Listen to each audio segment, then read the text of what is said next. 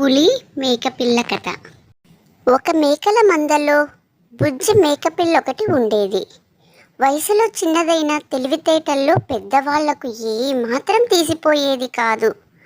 ఒకరోజు యజమాని మేకలను కొండ దిగువకు మేత కోసం తీసుకెళ్లాడు. ఆ కొండపైన ఒక పెద్ద అడవి ఉంది. మేకపిల్ల అటూ ఇటూ గెంతుతూ మంద నుండి దూరంగా అడవి వైపు వెళ్ళిపోయింది. తన తప్పు తెలుసుకొని వెనుకకు తిరిగి రాబోతుంటే పులి ఎదురుపడింది. పులిని చూడగానే మేకపిల్ల మొదట గజగజ వణికిపోయింది.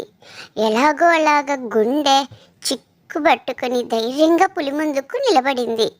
పులి మేకపిల్ల మీద దూకడానికి సిద్ధంగానే, పులిరాజా, ఒక్క నిమిషం ఆగండి, మీకు నేను 3 నిజాలు చెప్తాను. అవి నిజమని మీరు ఒప్పుకుంటే నన్ను తినకుండా వదిలేయాలి అంది మేకపిల్ల.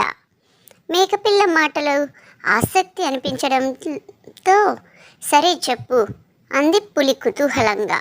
నువ్వు మిగతా పులులతో ఈరోజు నాకు మేకపిల్ల ఎదురుపడింది, అయినా చంపకుండా వదిలేశాను అని చెబితే అవి నమ్మవు, నిజమేనా?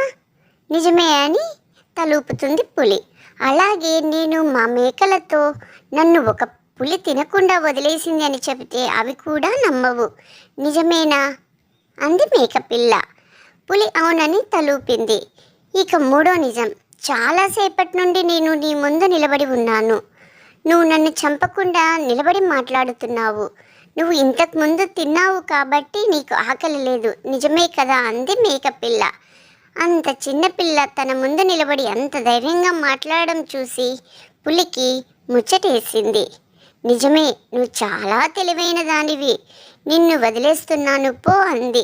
అమ్మయ్య, ఇంకెప్పుడు అమ్మని వదిలి వచ్చేయకూడదని అనుకుంటూ అక్కడి నుండి పారిపోయింది మేకపిల్ల. మేకపిల్లలాగా మీరు కూడా మీ అమ్మని వదిలి ఎక్కడికి వెళ్ళకండి.